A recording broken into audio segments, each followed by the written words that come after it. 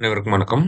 நம்ம டெய்லியும் டிஸ்கிரிப்டிவ் டைப்ல மெயின்ஸ் கரண்ட் அஃபேர்ஸ் கொஸ்டின்ஸ் ஒவ்வொன்றா பார்த்துட்டு இருக்கோம். அதுல இன்னைக்கு என்ன பார்க்க போறோம் அப்படின்னா, India's relationship towards south east Asia எப்படி இருக்கு அப்படிங்கிறத பார்க்க போறோம். பிகாஸ் இந்த ராஜேந்திர சோழன் அதோட இம்பார்ட்டன்ஸை பத்தி நம்ம பிரைம் மினிஸ்டர் பேசுறப்ப இந்த சவுத் ஈஸ்ட் ஏஷியா பத்திலாம் நம்ம எப்படி இருக்கோம் அப்படிங்கிறத சொல்லி இருந்திருப்பார். ஸோ அதனால இதை நம்ம பார்க்குறோம். சரிங்களா? ஸோ இந்தியாவை பொறுத்த வரைக்கும் சவுத் ஈஸ்ட் ஏஷியா அப்படிங்கிறத நம்ம ஸ்வர்ண பூமி அப்படின்னு சொல்லி சொல்றோம். சரியா? நம்ம பிரைம் மினிஸ்டர் காயின் பண்ண டேர்ம் தான் இது. சவுத் ஈஸ்ட் ஏஷியாவை பொறுத்த வரைக்கும் பார்த்தோம்னா நமக்கு ஃப்ரம் பாஸ்ட் நமக்கு வந்து historical, cultural, trade related activities எல்லாமே இருந்துகிட்டே தான் இருந்துச்சு. மாடர்ன் ஏரால பார்த்தோம்னா நம்ம look east policy, act east policy மூலியமா இன்னும் அந்த கோஆபரேஷனை வந்து பில்ட் பண்ணி டெவலப் பண்ணி இருக்கும். சரியா? ஸோ அதனாலதான் நம்ம முக்கியமா இந்த இடத்துல லுக் ஈஸ்ட் பாலிசிக்கும் ஆக்ட் ஈஸ்ட் பாலிசியும் இருக்கக்கூடிய முக்கியமான விஷயங்கள், அதோட கீ அப்ஜெக்டிவ்ஸ் என்ன, கீ டிஃபரன்சஸ் என்ன அப்படிங்கிறத பாக்குறோம். லுக் ஈஸ்ட் பாலிசியை பொறுத்த வரைக்கும் பாத்தீங்கன்னா நம்ம நரசிம்ம ராவ் பிரைம் மினிஸ்டரா இருக்கப்ப கொண்டு வந்திருப்பாரு 1990s. ஆக்ட் ஈஸ்ட் பாலிசி அப்படிங்கிறது 2014 நம்ம பிரைம் மினிஸ்டர் கொண்டு வந்திருப்பாங்க. லுக் ஈஸ்ட் பாலிசியை பொறுத்த வரைக்கும் அதோட ஃபோக்கஸ் எங்க இருந்துச்சுன்னா சவுத் ஈஸ்ட் ஏஷியா மேல மட்டும்தான் இருந்துச்சு. இதுவே ஆக்ட் ஈஸ்ட் பாலிசியை பொறுத்த வரைக்கும் பாத்தீங்கன்னா south east Asia, east Asia, அதே மாதிரி அந்த இந்தோ பசிபிக் ரீஜன் ப்ராடரான ஒரு ஃபோக்கஸா இருந்துச்சு. இது நேரோ ஃபோக்கஸ், இது வந்து ப்ராடர் ஃபோக்கஸ். சரியா? அடுத்தது என்ன கோல், என்ன ஒரு அப்ஜெக்டிவ் அப்படின்னு சொல்லி பாத்தீங்கன்னா trade, investment and then regional integration. Trade தான் இவங்க மேஜரா ஃபோக்கஸ் பண்ணிருப்பாங்க.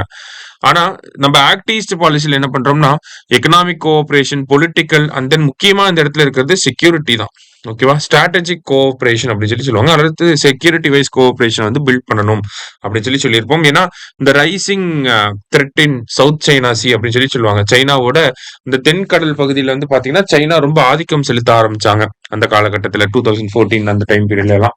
அதனால நம்ம அந்த செக்யூரிட்டி கோஆபரேஷன் அப்படிங்கிறதையும் இம்ப்ரூவ் பண்ணணும் அப்படிங்கறத நம்ம இதுல ஆக்ட் ஈஸ்ட் பாலிசியில ஃபோக்கஸ் பண்ணிருவோம். அடுத்தது என்ன இம்ப்ளிகேஷன்ஸ் எல்லாம் இருக்கு அப்படின்னா நமக்கு கல்ச்சரல் அண்ட் எக்கனாமிக் லிங்கேஜஸ் அப்படிங்கறத இங்க ப்ரொமோட் பண்றாங்க. லுக் ஈஸ்ட் கீழே, ஆக்ட் ஈஸ்ட் கீழே டிஃபென்ஸ், மேரிடைம், ஸ்ட்ராட்டஜிக்கா இருக்கக்கூடிய இந்த மாதிரியான விஷயங்களை நம்ம எக்ஸாம்பிளுக்கு ஆக்ட் ஈஸ்ட் பாலிசி கீழே தான் நம்ம இந்தோனேஷியாவுக்கு பிரம்மோஸ் மிசைல வந்து எக்ஸ்போர்ட் பண்ணிருப்போம். இந்த மாதிரியான ஒரு கோஆபரேஷனை டெவலப் பண்றோம். சரியா? என்னென்ன இனிஷியேட்டிவ்ஸ் இருக்குன்னா special economic zone, free trade agreement போட்டிருப்போம்.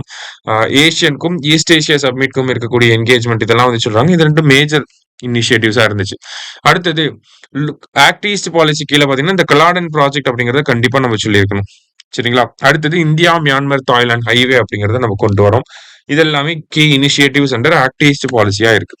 இப்ப நம்மளோட கோஆபரேஷன் எப்படி இருக்கு, இந்தியாவுக்கும் சவுத் ஈஸ்ட் ஏஷியாவுக்கும் ட்ரெடிஷனலா எப்படி இருக்கு அப்படிங்கறத கொடுத்துருக்காங்க. ஃபர்ஸ்ட் எக்கனாமிக்கலா தான் நம்ம அந்த ட்ரேட் ரிலேட்டட் ஆக்டிவிட்டிஸ்க்காக தான் நம்ம கோஆபரேஷன் அப்படிங்கறத இனிஷியேட் பண்ணுவோம். சரியா? இப்போ ரீசெண்டா ஃப்ரீ ட்ரேட் அக்ரிமெண்ட் அப்படிங்கறது ஏஷியன் கூட சைன் பண்ணியிருந்தோம். ஏஷியன் தான் இந்தியாவோட ஃபோர்த் லார்ஜஸ்ட் ட்ரேடிங் பார்ட்னரா வந்து இருக்காங்க. அதே மாதிரி இன்ஃப்ராஸ்ட்ரக்சர் டெவலப்மெண்ட் இருக்கு. கல்லாடன் மல்டி மோடல் டிரான்சிட் ப்ராஜெக்ட் இருக்கு.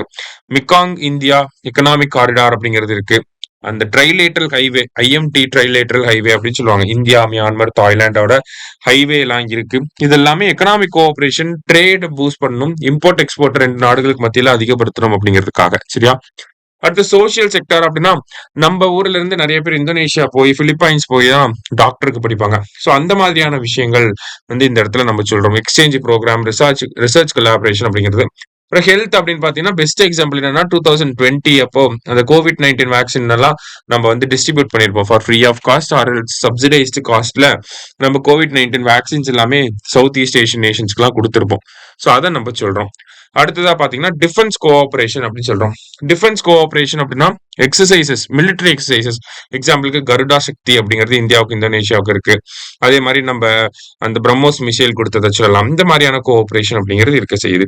அடுத்து எனர்ஜி கோஆபரேஷன் அப்படின்னா இந்த சவுத் ஈஸ்ட் ஏஷியன் நேஷன்ஸ் எல்லாம் வந்து டிராபிக்கல் கண்ட்ரிஸா தான் இருக்காங்க. அதனால அவங்க எல்லாருமே இன்டர்நேஷனல் சோலார் அலையன்ஸ்ல ஒரு பார்ட்டா இருக்காங்க. இந்த இன்டர்நேஷனல் சோலார் அலையன்ஸை இந்தியாவும் பிரான்ஸும் சேர்ந்து உருவாக்கி இருப்பாங்க. சரியா? சோ அதுல ஒரு பார்ட்டா இருக்காங்க அப்படின்னு சொல்லி சொல்றோம். அடுத்தது இந்தியாவோட ஓஎன்ஜிசி வியட்நாம்ல வந்து இன்வெஸ்ட் பண்றாங்க. வியட்நாமோட எலக்ட்ரிக் கார் மேனுஃபேக்சரிங் கம்பெனிஸ் இந்தியாவில் வந்து அவங்க பிளான்ட்டை கொண்டு வராங்க. இந்த மாதிரியான கோஆபரேஷன் அப்படிங்கிறது இருக்கு. அடுத்ததா பாத்தீங்க அப்படின்னா சயின்ஸ் அண்ட் டெக்னாலஜில வந்து ஏஷியனுக்கும் இந்தியாவுக்கும் இருக்கக்கூடிய அந்த சயின்ஸ் அண்ட் டெக்னாலஜி டெவலப்மெண்ட் ரீசெண்டா நடந்த ஏஷியன் சம்மிட்ல கூட இதை பத்தி பேசியிருப்பாங்க. சரியா? லாஸ்டா பாத்தீங்கன்னா கல்ச்சுரல் அண்ட் சிவிலைசேஷனல் லிங்கேஜஸ். இப்போ ராஜேந்திர சோழனே இந்த இடத்துல பெஸ்ட் எக்ஸாம்பிளா கொடுக்கலாம். நம்மளோட ஆர்கியாலஜிக்கல் சர்வே ஆஃப் இந்தியா அங்க இருக்கக்கூடிய அங்கோர் வாட் டெம்பிள், கம்போடியால இருக்கக்கூடிய அங்கோர் வாட் டெம்பிளை வந்து ரீஸ்டோர் பண்ணிக்கிட்டு இருக்காங்க. இந்த மாதிரியான விஷயங்கள்லாம் வந்து நமக்கு கல்ச்சுரல் லிங்கேஜஸா இருக்கு. அதே மாதிரி டூரிசம் அப்படிங்கிறது ஒரு பாயிண்டா போடலாம். டூரிசம்ல வந்து பாத்தீங்கன்னா நம்ம பேங்காக் போறது, இந்த மாதிரியான ஒரு டூரிசம் ஆக்டிவிட்டிஸ், அவங்க இந்தியாவுக்குள்ள வர்றது, இந்த மாதிரியான டூரிசம் ஆக்டிவிட்டிஸுமே வந்து ஒரு பெரிய ஒரு செக்டாரா தான் இருக்கு சவுத் ஈஸ்ட் ஏஷியாவை பொறுத்த வரைக்கும் பாத்தீங்களா. ஸோ இந்தியாவோட ரிலேஷன்ஷிப் அப்படிங்கிறது நிறைய டிஃப்ரெண்ட் செக்டார்ஸ்ல இருக்கு. இன்னமும் நம்ம சேஞ்சிங் டைம்ஸ்க்கு ஏத்த மாதிரி நம்ம கோஆபரேஷனை பில்ட் பண்ணிக்கிட்டே இருக்கணும் அப்படின்னு சொல்லி நம்ம கன்க்ளூட் பண்ணலாம். சரியா? ஒரு முக்கியமான கொஸ்டின், நல்லா பார்த்து வைங்க. சரியா? தேங்க்யூ.